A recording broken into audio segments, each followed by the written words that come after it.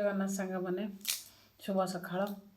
ଆଉ ମୁଁ ତ ଅଲରେଡ଼ି ଶୀତ ମୋତେ ଟିକେ ଲାଗେ। ମୁଁ ଏଇ ଜାଗା ହିଁ ମୋର ପଏଣ୍ଟଟା, ମୁଁ ଏଠି ବସେ ସବୁବେଳେ ସକାଳୁ ଟିକେ କିଛି ସମୟ। ମୁଁ ତ ରାତି 4ଟାରୁ ସବୁବେଳେ ଉଠେ, କାହିଁକିନା ଫୁଲ ତୋଳିବା ମୋର ମେନ୍।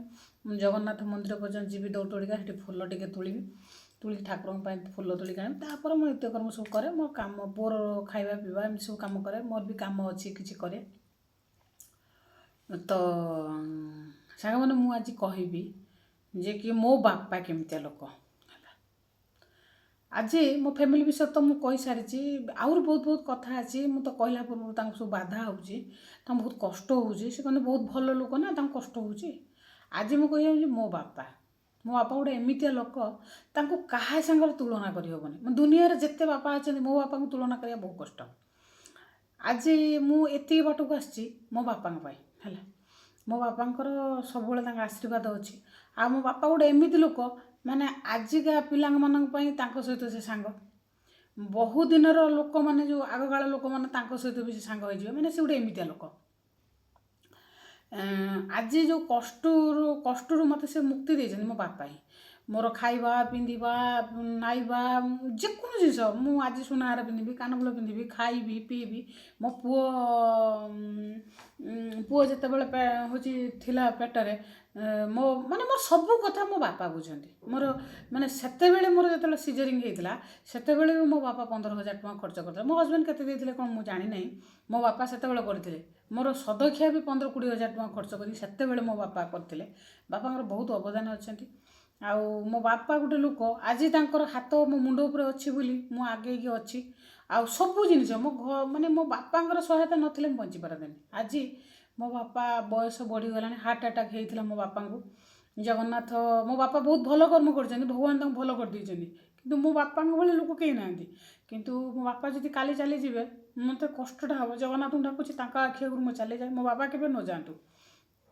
ଆଜି ଯଦି ଯାହା କିଛି ମୋ ବାପାଙ୍କ ପାଇଁ ହେଇଛି ହେଲା। ମୋ ପୁଅ ବି ଛୋଟରୁ ବଡ଼ ହୋଇଛି, ତାଙ୍କୁ ତେଲ ମାଲିସ କରିବା, ତାର ସମସ୍ତ ଦାୟିତ୍ୱ ନେବା ମୋ ବାପା ଆଜି ବଡ଼ କରିଛନ୍ତି। ଆଉ ବହୁତ କିଛି ତାଙ୍କର ଅବଦାନ। ଆଉ ବାପା କହୁଛି, ମୁଁ ଆଜି ବି ସୁଦ୍ଧା ମୁଁ ଫୋନ୍ କରି, ବାପା ମୋର ଏଇଟା ଖାଇବାକୁ ଇଚ୍ଛା ହେଉଛି, ସଙ୍ଗେ ସଙ୍ଗେ ମୋ ବାପା ଫୋନ୍ ପେ'ରେ ପଇସା ଛାଡ଼ିଦେବେ। ଆଉ ସବୁବେଳେ ସବୁ କଥାରେ ମୋ ବାପାଙ୍କର ସପୋର୍ଟ ଅଛି। ଆଉ ମୁଁ ଭୁଲ ରାସ୍ତାକୁ ପାଦ ଦେଇଛି, ଲଭ୍ ମ୍ୟାରେଜ୍ କରି ବିବାହ ହେଲି, ଡିସାଇଡ଼୍ଟା ଭୁଲ କରିଥିଲି। ଆଉ ଦ୍ୱିତୀୟ କଥା ହେଉଛି, ମୋ ନିଜ ମୋ ବାପା ଯେମିତି ଚାହୁଁଥିଲେ ମୁଁ ସେମିତି ଭୁଲଟା କରିଦେଲି ଯେ କି ସେମିତି ତାଙ୍କ ପାଇଁ ମୁଁ ଠିକ୍ କରିପାରିଲିନି। ଫିର୍ ବି ମୋ ବାପା ଆକ୍ସେପ୍ଟ କରିଛନ୍ତି। ଦିନେ ମୋ ହଜବେଣ୍ଡ ପଦେ କିଛି କୁହନ୍ତିନି, ମୋତେ କୁହନ୍ତିନି। କିନ୍ତୁ ବାପାଙ୍କର ଦାନ ମୁଁ କେବେ ସୁଝିପାରିବିନି। ଆଉ ବାପା କେବେ ସେ ମୋତେ ନା କିଛି କୁହନ୍ତିନି, ମୁଁ ଯୁକ୍ତି କରେ, ମୁଁ ତାଙ୍କୁ ବେଜିତ୍ କରିଦିଏ, ଗାଳି କରିଦିଏ ଲୋକମାନଙ୍କ ପାଖରେ, ମୋତେ ଯେତେବେଳେ କଷ୍ଟ ହୁଏ। କିନ୍ତୁ ମୋ ବାପା ତାଙ୍କର ଯେଉଁ ମୋତେ ସତ୍ୟ କରିଥିଲେ ଯେ କି ମୁଁ ତୋତେ ଆଖିର ଲୁହ ଦେବିନି କେବେ, ସେ କେବେ ବି ମୋ ଆଖିର ଲୁହ ଦେଇନାହାନ୍ତି। ଆଜି ମୋର ସପୋର୍ଟ ହେଇକି ରହିଛନ୍ତି। ସାଙ୍ଗମାନେ, ଆପଣଙ୍କ ବାପା ସେମିତି ସପୋର୍ଟ କରନ୍ତି କି ନାହିଁ? କିନ୍ତୁ ମୋ ବାପା ବହୁତ ଭଲ। ଏ ଦୁନିଆରେ ଏମିତି ଭାବନି। ଆଉ ମୋ ବାପା ସେ ଜାଣିପାରନ୍ତି, ସବୁ କଥା ଜାଣିପାରନ୍ତି ଆଗରୁ। ଆଜି ଏଇଟା କ'ଣ ହେବ, ସେଇଟା କ'ଣ ହେବ, କାଲିକା ଘଟଣା କ'ଣ ହେବ, ଆଜି ଏଇଟା ହେଇଛି, ମୋ ବାପା ହିଁ ସବୁ ବୁଝିପାରନ୍ତି। ଆଉ ମା' ବାପା କହୁଛି କେଉଁଥିରେ ମୁଁ ତୁଳନା କରିପାରିବିନି। କିନ୍ତୁ ସାରା ଜୀବନ ମୋ ବାପା ସେଭଳିଆ ବାପା ମୋତେ ମିଳିଥାନ୍ତୁ, କିନ୍ତୁ ମୋ ଭଳିଆ କୁକୁର ଝିଅ ତାଙ୍କୁ ନ ମିଳୁ। ଆଉ ଜଗନ୍ନାଥଙ୍କୁ ଏତିକି ପ୍ରାର୍ଥନା କରୁଛି। ବାପା ତ ତାଙ୍କୁ ବହୁତ, ତାଙ୍କ ମୃତ୍ୟୁ ସମୟ ଚାଲି ଆସିଥିଲା, ସେଠୁ ବି ସେ ମୁକୁଳିକି ଆସିଛି। ଜଗନ୍ନାଥ କେବେ ତାଙ୍କୁ ସେମିତି କିଛି କରିବେନି। ଆଉ ସେ ଜାଣିଛନ୍ତି, ତାଙ୍କୁ ଯଦି କ୍ଷତି କରିଦେବେ ମୁଁ ଦୁଃଖରେ ରହିବି। କାହିଁକିନା ସିଏ ମୋତେ, ମୁଁ କଷ୍ଟ ରହିଲେ ମୋ ବାପା ସହିପାରିବେନି ନା, ଭଗବାନ ସେଇଟା ସହିପାରିବେନି। ସେଥିପାଇଁ ବାପାଙ୍କୁ ବଞ୍ଚେଇକି ରଖିଛନ୍ତି। ଆଉ ବାପା ମୋର କ'ଣ କହିଲେ, ମୋର ଗୋଟେ ମେରୁଦଣ୍ଡ, ଆଉ ମୋର ସପୋର୍ଟ, ଫିଲୋସଫର, ମୋର ସବୁକିଛି ମୋ ବାପା। ଆଉ ଆଜି ବି ମୁଁ ତାଙ୍କ ଯେଉଁ ଗର୍ବରେ କଥା ହେଉଛି ମୋ ବାପା ହେଲା। ଆଉ ମୋ ବାପା ମୋତେ ସବୁବେଳେ କୁହନ୍ତି, ସତ୍କୁ ସାମ୍ନାକୁ ସବୁବେଳେ ଆଣେ, ଆଉ ସବୁବେଳେ ସତ କହିବୁ, ମିଛ କେବେ କହିବୁନି। ମିଛ ଘର ସବୁବେଳେ ଅନ୍ଧାର, ସତ କହିବୁ। ଆଉ କ'ଣ କହିଲୁ, ଚିଟିଂବାଜ କଥାବାର୍ତ୍ତା କରିବୁନି, ଏପଟ ସେପଟ କଥାବାର୍ତ୍ତା କହିବୁନି। ଆଉ ବାପାଙ୍କ ଅନୁସରଣରେ ମୁଁ ଚାଲିଛି, ଆଗକୁ ବି ମୁଁ ଚାଲିବି। ଆଉ ସେଥିପାଇଁ ମୋର ମୋ ବାପାଙ୍କ ହାତ ଯେହେତୁ ମୋ ପାଖେ ମୁଣ୍ଡରେ ଅଛି, ମୁଁ ଏତେ ବଡ଼ ବଡ଼ କଷ୍ଟ ଆସୁଛି ମୁଁ ଭୁଲି ଯାଉଛି। କାହିଁକି ଭୁଲି ଯାଉଛି ଜାଣିଟା, ମୋ ବାପା ପରା ଅଛି। ବହୁ କଷ୍ଟ ମୋ ବାପା ମୋ ପାଇଁ ସହି ସାରିଲେଣି, ବହୁତ ଅପମାନ ବି ପାଇସାରିଛନ୍ତି। ମୁଁ ବି ଚାହୁଁଛି ମୋ ବାପାକୁ ଆଉ ଏଇ ଦୁଃଖକୁ ମୁଁ ତାଙ୍କୁ ଆଉ ଆଣିବିନି।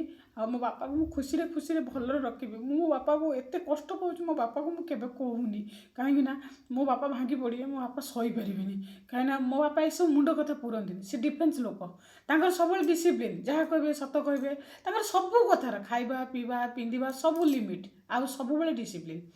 ଆଉ ସେମିତି ବାପା ଜଗନ୍ନାଥ ସମସ୍ତଙ୍କୁ ଦିଅନ୍ତୁ। ଆଉ ମୁଁ ତ ପାଇଛି, ସମସ୍ତଙ୍କୁ ସେଭଳିଆ ବାପା ମିଳୁ। ଆଉ ଏତିକି ସାଙ୍ଗମାନେ ମୁଁ ଆପଣଙ୍କୁ ଅନୁରୋଧ କରୁଛି ବା ଇଏ କରୁଛି। ଆଉ ମୋ ବାପାଙ୍କୁ ମାନେ ଇଏ କରନ୍ତୁ, ଭଲ କମେଣ୍ଟ ଦିଅନ୍ତୁ। ସିଏ ବି ଦେଖନ୍ତୁ, ସିଏ ବି ଦେଖୁଛନ୍ତି, ତାଙ୍କର ମୋର ୟୁଟ୍ୟୁବ୍ ଚ୍ୟାନେଲ୍କୁ ଦେଖୁଛନ୍ତି, ସେ ବହୁତ ଖୁସି ହୁଅନ୍ତୁ। ଆଉ ଆପଣମାନ ବାପା ମାଆ କେମିତି ମୋତେ କମେଣ୍ଟରେ ଜଣାଇବେ, ସେୟାର କରିବେ, ଲାଇକ୍ କରିବେ, କମେଣ୍ଟ କରିବେ, ସବସ୍କ୍ରାଇବ୍ କରିବେ। ଆଉ କ'ଣ କହିବି, ଜୟ ଜଗନ୍ନାଥ। ଆଉ ସକାଳର ମର୍ଣ୍ଣିଂର ଭିଡ଼ିଓଟା ଆଉ ସାଙ୍ଗମାନେ ଦେଖିବେ। ଏଇ ତ ଆଉ, ବାଏ ବାଏ।